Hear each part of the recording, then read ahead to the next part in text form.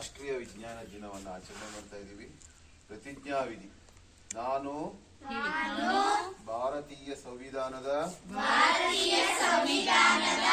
51A ವಿಧಿಯ ಅನ್ವಯ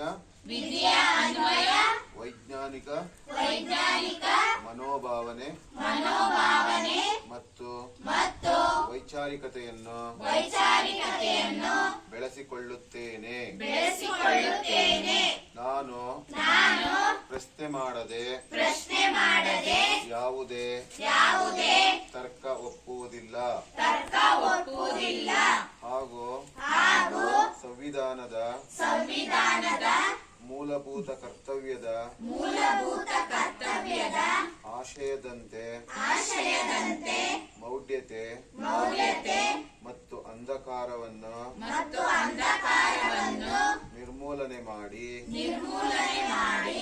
ಜೀವ ಜಗತ್ತಿಗೆ ಪೂರಕವಾದ